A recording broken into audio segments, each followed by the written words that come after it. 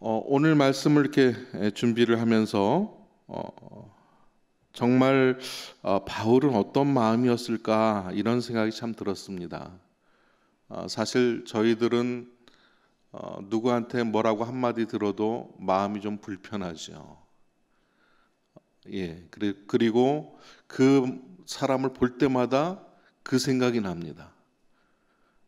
그래서 예전에는 편안하고 자유스럽게 했던 일들을 자유스럽지 못하게 부자연스럽게 하는 것들이 종종 있습니다. 때때로 우리는 자유하길 원하지만 자유하지 못하게 하는 우리의 환경적 문제, 건강의 문제, 물질의 문제들이 우리에게 생길 수가 있습니다. 그런데 오늘 바울은 갇혀 있는 가운데 내가 자유함을 드러내는 그러한 모습을 볼 수가 있습니다. 내가 스스로 갇혔다, 원망스럽다 이렇게 말하지 않았어요. 이것 때문에 내가 이를 악물고 매일매일 이를 부득부득 깔고 있다 이렇게 말하지 않았습니다. 그는 아주 넉넉하게 예수의 일로 갇힌 자 된 바울 이렇게 표현을 합니다.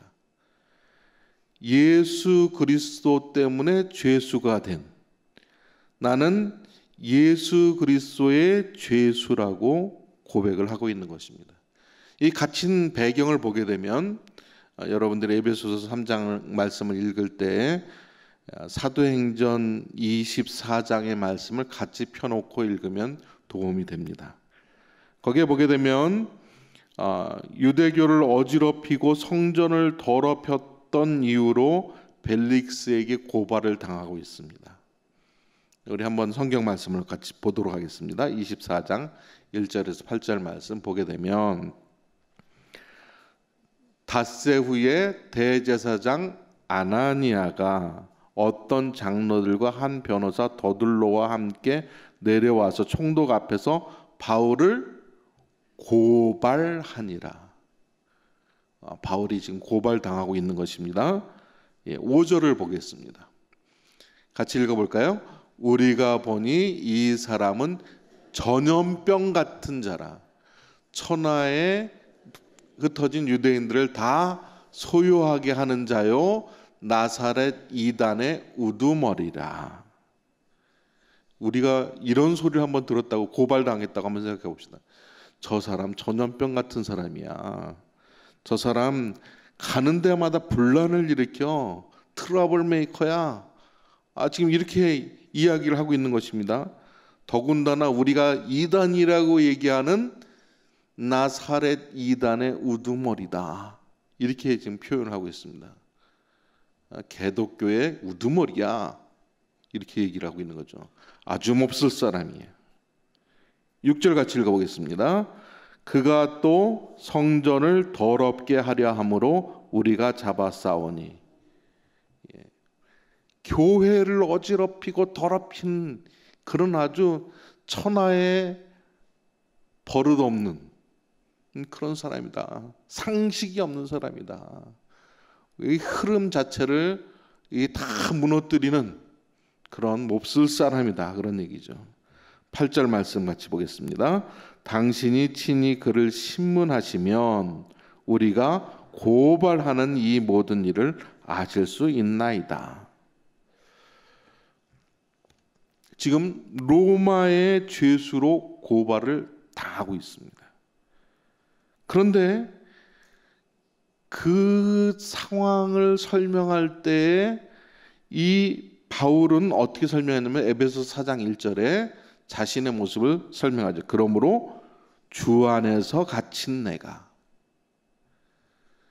내가 로마인에게 고소당하지 않았다. 고소당했다 이렇게 얘기하지 않고 로마인들이 정치적 판결을 나에게 대해서 할 것이 그것 때문에 내가 두려워하지 않고 당당하게 주 안에서 갇힌 내가 자신을 하나님의 관점에서 보기 시작하는 겁니다.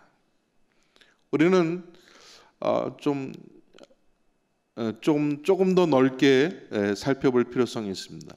우리의 주어진 현실 속에서 나에 대해서 평가하고 나에 대해서 이야기하고 나를 고소한다 할지라도 우리가 어떤 것이 필요하냐면 지금 자막에 나와 있죠. 같이 읽어보겠습니다. 현실을 넘어 믿음의 눈으로 보았습니다. 현실을 넘어서 믿음의 눈으로 해석하기 시작하는 거예요. 하나님께서 인생의 주인이시고 내 인생을 끌어가신다. 내가 굳이 걱정하지 않고 하나님께서 이끌어 가실 것을 내가 분명히 안다. 유대인들이 아무리 나를 공격해도 로마인들이 정치적인 판결을 통해서 내 인생의 결정을 하려고 하고 있지만 그것으로 말미암아 내 인생이 결정되는 것이 아니라는 사실입니다. 하나님의 주관 가운데 이루어진 결과 때문에 절망할 이유가 없다고 우리들에게 이야기하고 있습니다. 그리스도를 위해 받는 고난이 영광이고 기쁨이고 소망이라고 말하고 있습니다. 지금 내가 누리고 있는 이 환경을 누가 주었는지 잊어서는 안 된다고 이야기하고 있는 것입니다. 하나님께서 은혜로 베풀어 주셨는데도 불구하고 그 은혜를 은혜인 줄 모르게 되면 어떻게 됩니까? 불평불만하게 됩니다. 한 예로 우리가 불평불만의 대명사 출애굽한 이스라엘 백성을 볼 수가 있죠. 그들이 오랫동안 애굽의 노예로 살았습니다. 우리는 겨우 30년 일본의 압제하에 있었지만 몇백 년을 지금 이집트의 압제 아래 살았습니다. 그들의 마음속에서는 그냥 우리의 꿈은 자유, 우리나라 가고 싶다. 이것을 얼마나 하나님께 사모하고 기도했던지 그 음성이 하나님의 귀에 들렸습니다. 그 백성들을 이제 광야로 이제 나오게 되었죠. 이스라엘을 향해서 가고 있는데 그런데 이스라엘 백성들이 나가면서 얼마 안 돼서 불평을 시작합니다. 왜 불평을 시작합니까? 맨날 똑같은 거 먹고 어떻게 사냐. 아침에도 만나, 점심에도 만나, 저녁에도 만나, 다음 날에도 만나, 그 다음 날에도 만나. 만나만 먹고 못 살겠다. 그리고 불평하죠. 자신들이 힘들여서 얻은 양식이 아닙니다. 오직 은혜로 얻은 양식이죠. 자신들이 광야에 나가서 어떤 일을 한 것이 아닙니다. 아무것도 자신들이 한 것이 없습니다. 그런데 맡겨놓은 사람처럼 막 그냥 불평불만하고 있습니다. 결국 하나님께서 고기를 주겠다고 얘기하시죠. 근데 모세도 이게 딱 엄두가 안 나는 겁니다. 이 많은 사람들을 고기를 먹이려면 소를 몇 마리를 잡아야 먹일 수 있을까? 이 계산이 앞섰겠죠. 근데 하나님께서 메추라기를 보내서 그들을 다 먹이십니다. 그러나 그들이 불평불만한 것에 대해서 그냥 두실 수가 없어서 그들을 죽이기 시작하죠. 그래서 그곳 이름이 기브롯 핫다와 탐욕의 무덤이 됩니다. 우리가 생각하지 못하는 순간에도 우리는 돈 주고 산소 마시지 않고 그리고 이 좋은 땅에서 시시때때로 맛있는 거 먹으면서 잘 지내고 있습니다. 그것을 은혜로 알지 못하고 내가 움켜쥐고 또 혹시 그것을 나눌 줄 모른다고 한다면 우리는 참으로 은혜를 모르는 사람들입니다. 하나님께서 어떻게 이끌어 가시는지를 잊어버리는 사람입니다. 삶의 풍랑이 일어날 때 바울은 하나님의 주권을 인정했습니다. 그래서 바울이 늘 고백하고 있는 것은 세상이 알 수 없는 자유함이 나에게 있다고 그는 고백하고 있습니다. 데살로니가 후서 1장 11절 말씀을 같이 읽어보도록 하겠습니다. 우리 하나님이 너희를 그 부르심에 합당한 자로 여기시고 모든 선을 기뻐함과 믿음의 역사를 능력으로 이루게 하시고. 누가 이루시는가? 우리 하나님이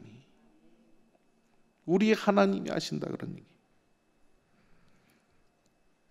우리가 지금 있는 그곳은 하나님이 심으신 절묘한 포석입니다. 그림 좀 보여주세요.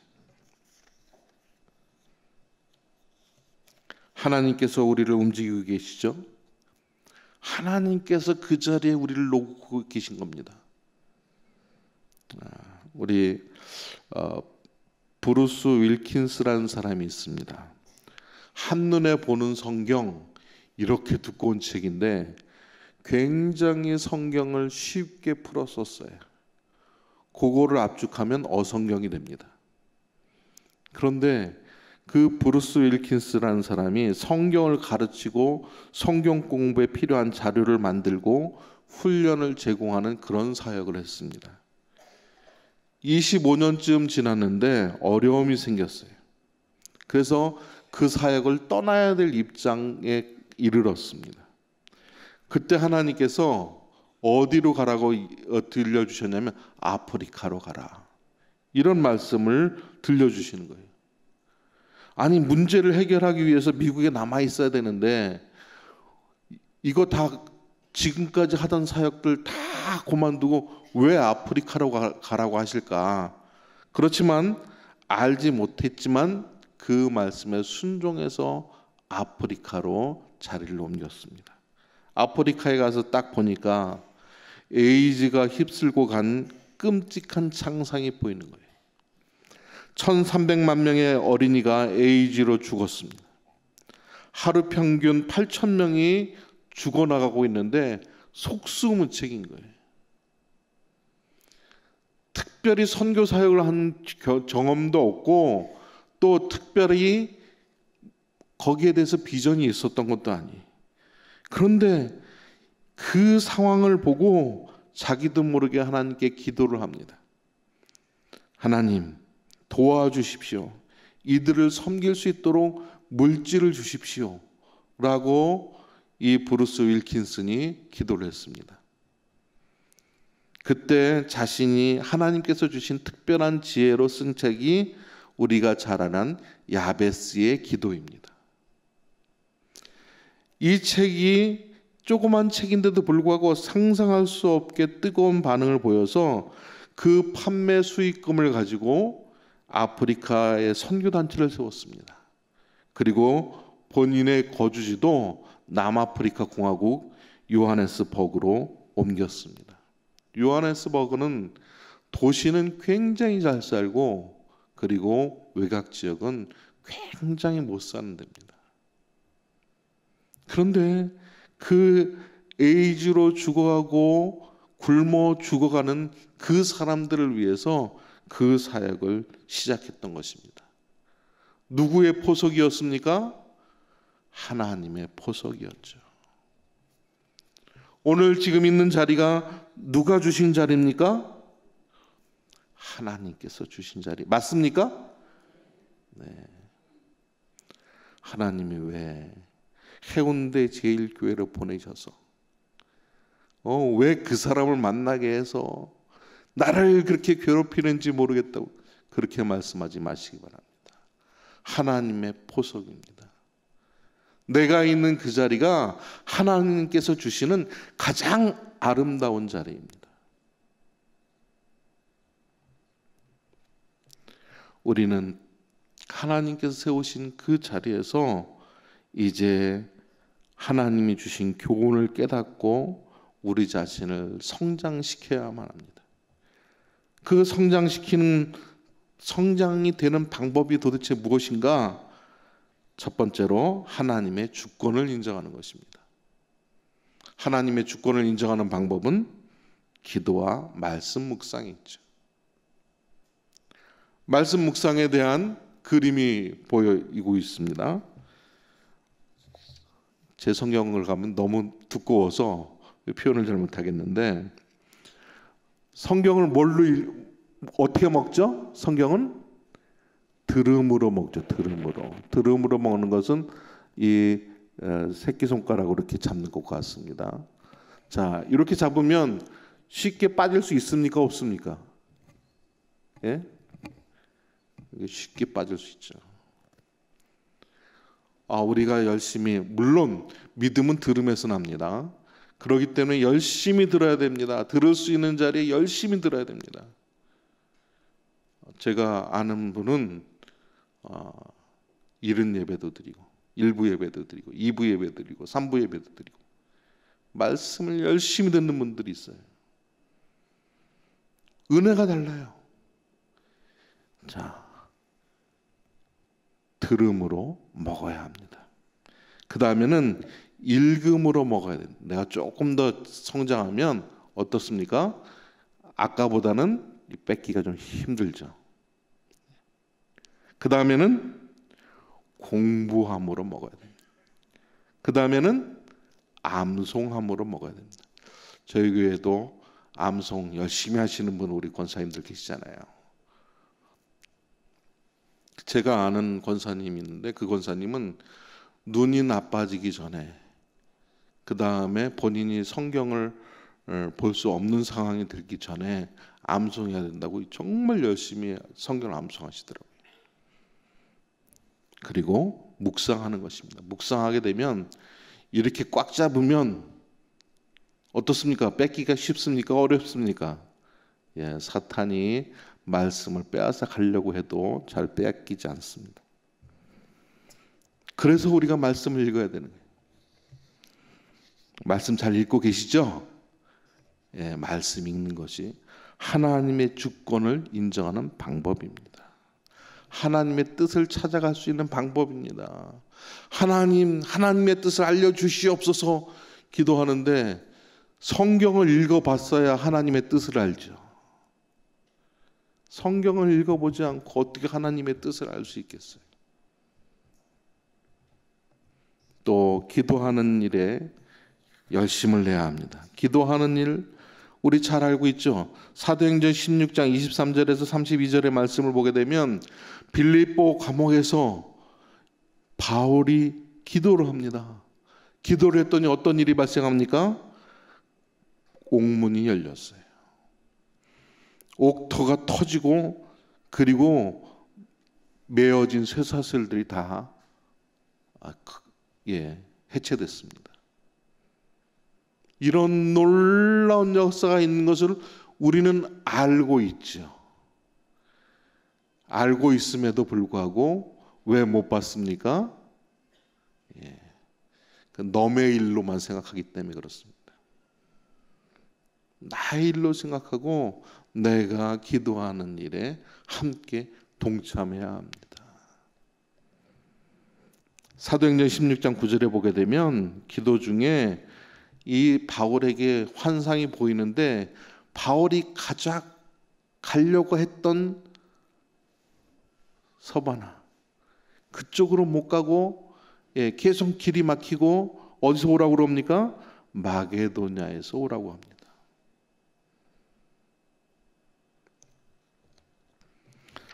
두 번째로 하나님의 주권을 인정하는 방법은 최선을 다하는 삶입니다.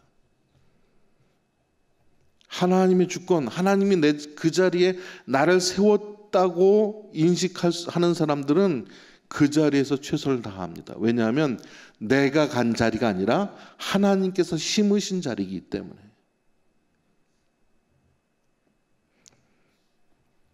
내 인생이 하나님의 것이라고 담대히 고백할 수 있는 저와 여러분들이 되어지길 소망합니다. 누구 거라고요? 하나님의 것. 그래서 하나님이 손해볼 수가 없는 거예요. 내 인생에 손해볼 수 없는 겁니다. 그래서 우리는 인생의 가장 중요한 선택을 하나님과 함께 내려야 합니다. 나머지는 하나님이 책임져 주실 것을 우리가 믿어야 합니다. 결정한, 기도로 결정한 일이 있다면 여러분들의 최선을 다하시기 바랍니다. 사도행전 18장 20절에서 21절의 말씀을 보게 되면 거기 사도 바울이 어떻게 했는가, 자유한 사람으로서 어떻게 살았는가를 볼 수가 있습니다. 같이 한번 읽어보겠습니다. 여러 사람이 더 오래 있기를 청하되 허락하지 아니하고 작별하여 이르되 만일 하나님의 뜻이면 너희에게 돌아오리라 하고 배를 타고 에베소를 떠나, 이렇게 되어 있습니다. 조금 더 같이 우리하고 있읍시다 라고 이 에베소 교인들이 얘기를 하고 있는 거예요. 그런데 사도 바울의 말은 아주 분명합니다. 하나님의 뜻이면 내가 같이 하겠지만 지금은 떠나는 것이다. 그리고 너희에게 하나님의 뜻이면 돌아올 것이다. 그리고 에베소를 떠납니다. 1년 후에 3차 전도 여행 때 에베소에 다시 돌아오게 됩니다. 하나님의 때는 1년 후였던 것입니다.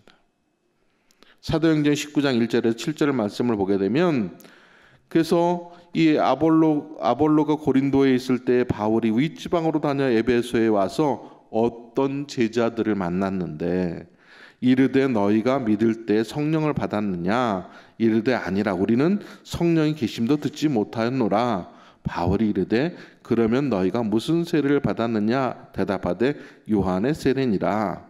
바울이 이르되 요한이 회개의 세례를 베풀며 백성에게 말하되 내 뒤에 오시는 이를 믿으라 하였으니 이는 곧 예수라 하거늘 그들이 듣고 주 예수의 이름으로 세례를 받으니 바울이 그들에게 안수하며 성령이 그들에게 임함으로 방언도 하고 예언도 하니 모두 몇 명이라? 12명.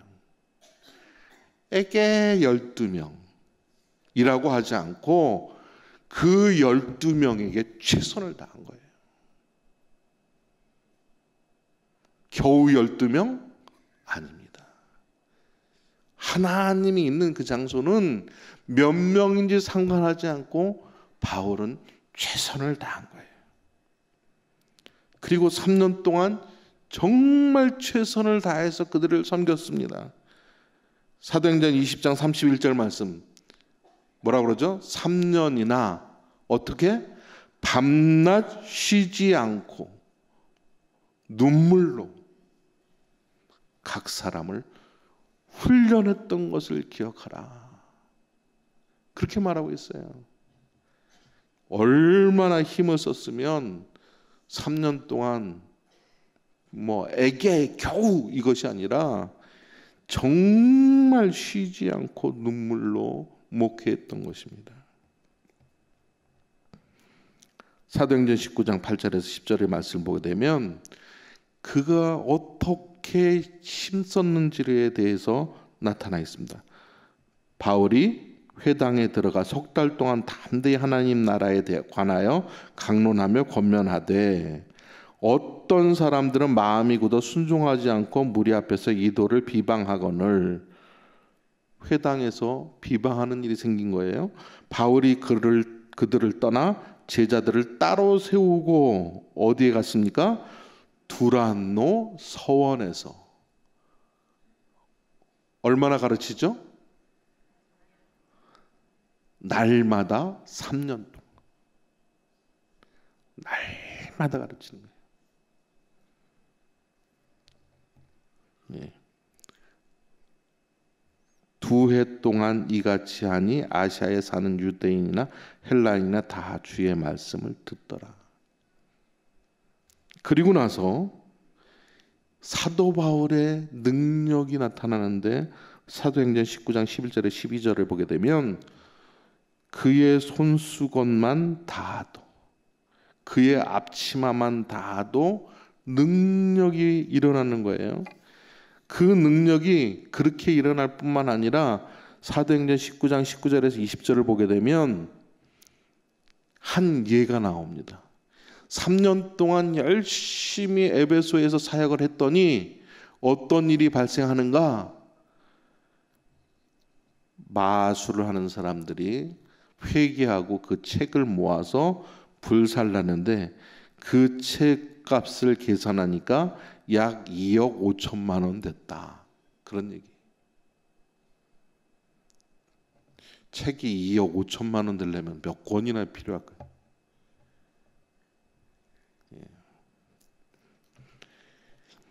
그가 간 곳에서 최선을 다해서 자신이 열심을 기울였더니 하나님께서 같이 역사하셔서 일어난 놀라운 사건들을 고백하고 있습니다. 3년간 에베소에서 선교한 그 결과 이런 일들이 일어났다. 그런데 하나님께서 에베소를 떠나라 그러는 거예요. 3년 동안 피땀 흘려서 노력해가지고 놀라운 역사를 이루었는데 떠나라는 거예요. 그게 어디에 있습니까? 사도행전 19장 21절에 나와 있죠.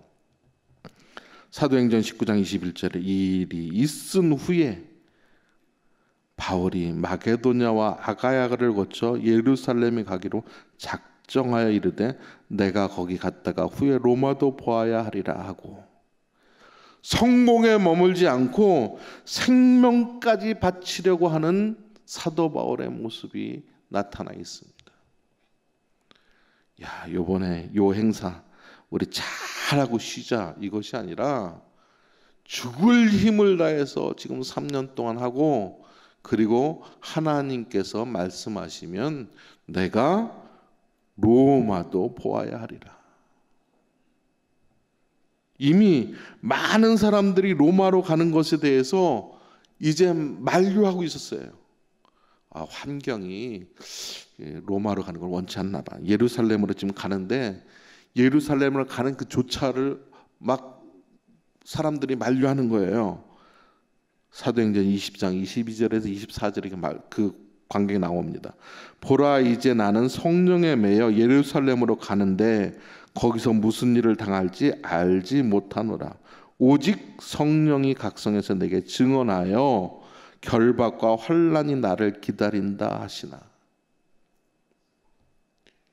3년 동안 열심히 기다렸는데 공로패 하나 주지 않고 가서 잡힌다는 거예요. 가서 환난을 당한다는 거예요.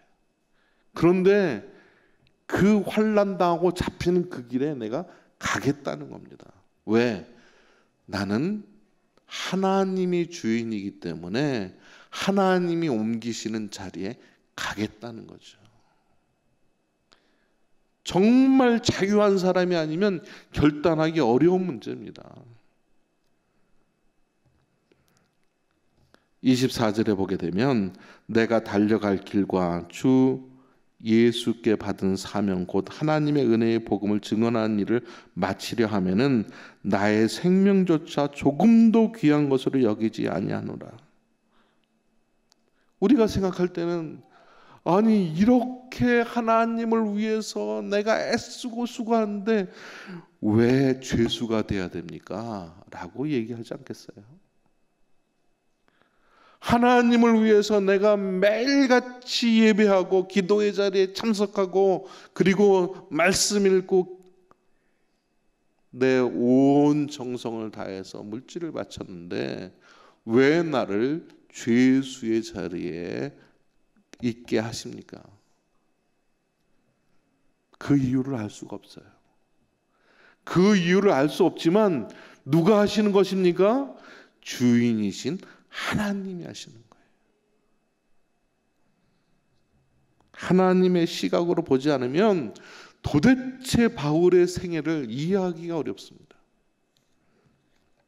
그런데 놀라운 것은 죄수로 이송되는 동안에도 복음이 증거되고 있었다는 겁니다. 바울을 통해서 예수님을 바라보고 예수님을 믿고 예수님을 인정하는 사람들이 점점 많아졌다는 거예요. 그리고 그게 옥에 갇혔지만 그는 옥에 갇혀서 에베소서와 빌립보서와 골로새서와 빌레몬서를 썼다는 것입니다. 그동안 사역하느라고 너무 바빠서 그동안 가르치느라고 너무 힘이 들어서 그렇게 앉아서 서신을 쓸 수 있는 시간이 없었어요. 그런데 그가 갇힘으로 말미암아 그는 그곳에 제한받지 않고 에베소서, 빌립보, 골로새, 빌레몬서를 썼다는 것입니다. 하나님의 주권을 인정하고 하나님의 뜻을 찾고 최선을 다하면 전혀 예상치 못한 길들이 열려진다는 사실을 우리들에게 보여주고 있습니다. 바울이 꿈꾸고 바울이 살고 싶은 세상은 어떤 세상이었는가 한번 찬양을 통해서 들어보겠습니다.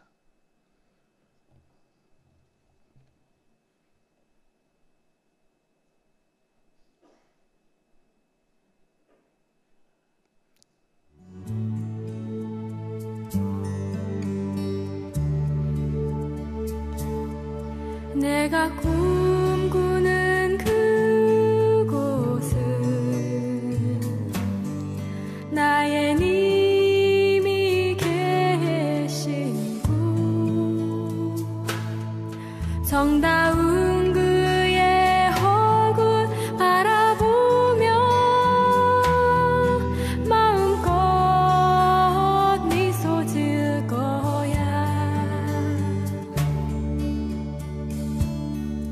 나의 사랑하는 님이여 나를 놓지 마오. 사랑하는 님이여 나의 귀에 속삭여 주오. 나를 가장 사랑하여 모든 것을 내어놓은 나의 사랑하는 님이여.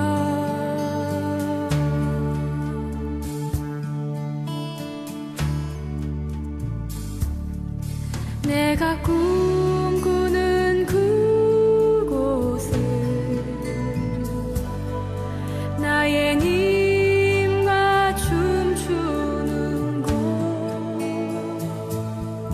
정다운 그의 발에 안기어 마음껏 웃어댈 거야. 나의 사랑하는 님이여 나를 놓지 마오. 사랑하는 님이여 나의 귀에 속삭여 주오. 나를 가장 사랑하여 모든 것을 내어놓은 나의 사랑하는 님이여.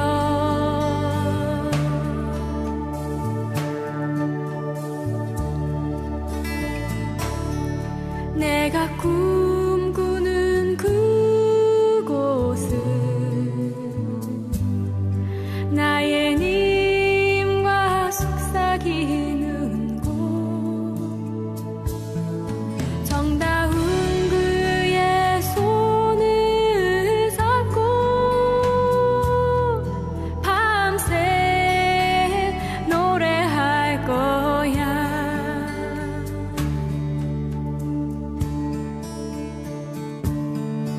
나의 사랑하는 님이여 나를 놓지 마오. 사랑하는 님이여 나의 입술의 꿀 같은 당신의 그 사랑 안에서 나를 녹여주오. 나의 사랑하는 님이여. 됐습니다. 우리 옆 사람들과 함께 얘기하도록 하겠습니다. 현실을 넘어 믿음의 눈으로 보시기 바랍니다.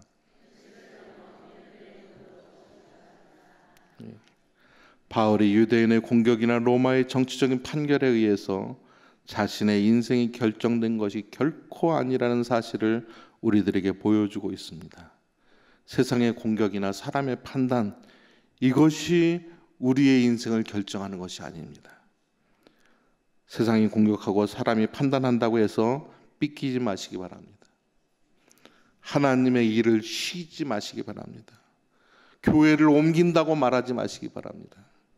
신앙을 버리겠다고 그렇게 말하지 마시기 바랍니다. 믿음의 눈으로 보면 바뀔 수 있습니다. 우리가 자유할 수 있습니다. 하나님께서 나의 인생의 주인이 되시고 나의 인생을 이끌어간다는 그 사실 속에서 바울처럼 자유함을 누리는 저와 우리 성도님들이 다 되어지길 소망합니다.